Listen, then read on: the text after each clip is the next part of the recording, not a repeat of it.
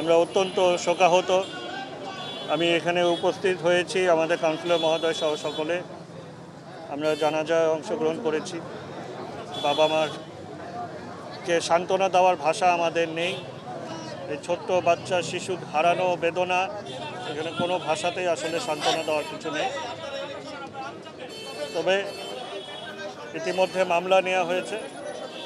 আমরা কঠোর থেকে কঠোর শাস্তি চাচ্ছি এবং সম্পূর্ণরূপে যেন সুষ্ঠু বিচারের মাধ্যম হয় সেটা আমরা নিশ্চিত করতে চাই। এখানে উল্লেখ্য এটুকুই যে আমাদের নির্ধারিত গাড়ি চালক সেই গাড়িটা চালাচ্ছিল না, সে অন্যকে ভাড়া খাটিয়ে এখানে গাড়ি দেওয়া হয়েছে। এটা আমরা কোনোভাবেই বরদাস্ত করব না।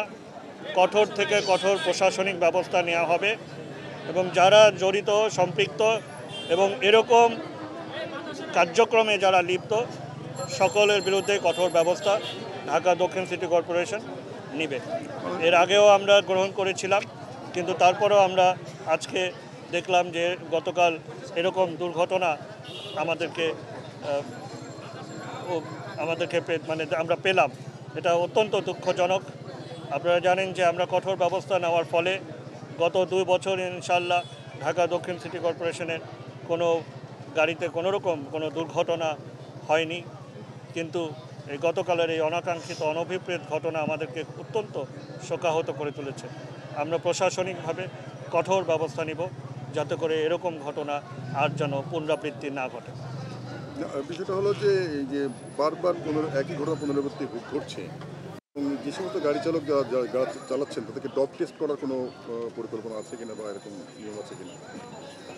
এখানে যে বিষয়টা দাঁড়িয়েছে, আমরা প্রাথমিক তথ্যে এবং থানা ভারপ্রাপ্ত কর্মকর্তা তিনি মামলা নিয়েছেন, এজাহার গ্রহণ করেছেন। আমাদের বিচার সুষ্ঠুভাবে আমরা চাই। এখানে আমাদের প্রাথমিক তথ্যে আমরা যেটা পেয়েছি যে আমাদের নির্ধারিত গাড়ি চালক সে নিজে গাড়ি না চালিয়ে সে আরেকজনকে ভাড়া দিয়ে গাড়ি চালিয়েছে। এটা অত্যন্ত অন্যায়। আমরা এর আগেও এরকম যেগুলো আমরা তদন্তে পেয়েছিলাম আমরা সবাইকে কিন্তু কর্মচ্যুত করেছি, ছাঁটাই করেছি এবং কঠোর ব্যবস্থা নিয়েছি। সুতরাং এই প্রেক্ষিতেও আমরা কঠোর ব্যবস্থা নিব এবং এরকম যারা এখনও যে সকল গাড়ি চালক এরকম কোনো রকম পায়তারা করবে তাদের সকলের বিরুদ্ধে আমরা কঠোর ব্যবস্থা নিব যাতে করে এরকম না হয়। আপনারা জানেন যে ঢাকা দক্ষিণ সিটি কর্পোরেশন এইসব ব্যাপারে অনেক কঠোর। আমরা নিয়মিত গাড়ি চালক যেরকম নতুন নিয়োগ দিয়েছি, তার সাথে সাথে যারা গাফিলতি অবহেলা করেছে তাদের বিরুদ্ধে কঠোর ব্যবস্থা নিয়েছি। আমরা আরও কঠোর ব্যবস্থা নিব এবং পূর্ণ সংস্কার ইনশাল্লাহ আমরা করব।